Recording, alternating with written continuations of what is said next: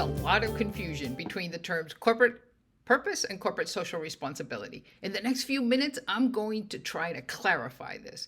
So first, corporate social responsibility, or ESG, environment, social governance. Now, some of you might be like, I can't believe you're clumping these two terms. They are different. Yes, there are some distinctions, but at the 30,000-foot view from the executive perspective, they are subtle, and so we can ignore them. Both of these terms respond to the same question, and that question is, what responsible practices do our stakeholders expect from us? Do they expect us to reduce our carbon footprint to net zero in the next 2 years? Do they expect us to have women on the board of directors? Corporate purpose, on the other hand, answers a very different question. That question is, why? Why does the company exist? What's the compelling reason for this company to be around? So one of the reasons for the confusion is that both of these have to do with social impact, right? With making a difference out there, with doing good. But corporate social responsibility is very broad. It's kind of like a laundry list of things. You shouldn't be putting plastic in the oceans because your stakeholders don't want you to do that. You should be treating your employees well. You should be supporting diversity, equity, and inclusion. And the list goes on. Corporate purpose is nice and focused. So let's take the case of Eventbrite. Eventbrite's corporate social responsibility includes gender diversity. They have more women on their board of directors than men, and in fact, their CEO is a woman. But this is not a reason for the company to exist. This doesn't answer the big why. Their corporate purpose, on the other hand, is bringing the world together through live experiences. That is a compelling reason for a company to exist. Now, these should morph into each other some.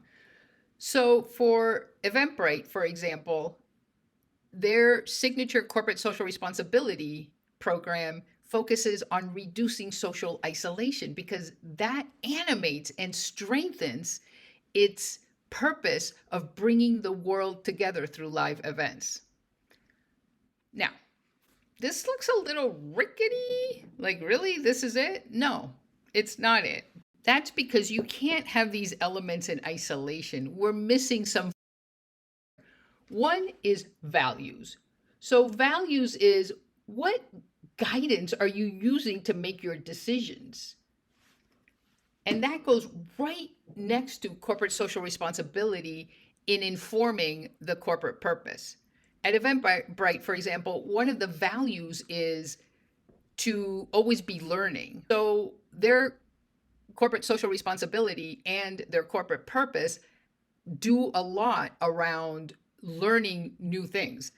For example, their Social Connection signature corporate social responsibility program actually funds research on social isolation to learn who's affected by it, what leads to it, what mitigates it. So their values very much inform the CSR and also the corporate purpose. Now, if Eventbrite were a grocery store and not a technology company, it would pursue its social purpose, its corporate purpose, in a very different way. And so, of course, what the company does, which is usually referred to as the mission, is also very important and needs to be part of this. Finally, you might be wondering, where's the vision? And yes, some companies have a vision as well. And that's like, what's the future going to be like? And that goes up here. So it's a higher question than mission, but still lower than the why. Okay, this looks like a lot, doesn't it? Like, that's a lot of stuff. And I've done focus groups at companies where even the execs are like, wait, is that our mission? Is that our vision? Or maybe, do we have a purpose statement now? You don't need all of this. You need corporate social responsibility that's non-negotiable these days. You can't find a Fortune 500 company that is not trying to respond to what it is that stakeholders minimally expect of them, at least minimally expect of them, in terms of responsible behavior. You need values because you need something on which to base your decision making, and you need corporate purpose for optimal performance. But it's possible that your mission is your purpose. And in fact, that's the case at Eventbrite. Their mission is to bring the world together through live events. And when I started working with them, I said, you don't need a purpose statement because your mission serves as the purpose statement. When you talk to an Eventbrite employee, they know that they're there to bring the world together. So they don't need to then come up with a separate purpose statement. So in a sense, what they have done is answer the what in a different way. Like, what is the compelling thing we do, and made that their mission. And so that also serves as their purpose. There are also companies where the vision serves as the corporate purpose. Apple, for example, their vision has two parts. One is to make the best products on earth. Well, that sounds good, but that's not a reason to jump out of bed and dedicate your best effort if you work there, right? But the second part of their vision is, and leave the world better than we found it. Now, if my employer is asking me to do that, yeah, that feels like a compelling thing to do. But there's still something missing, feels a little hollow, right?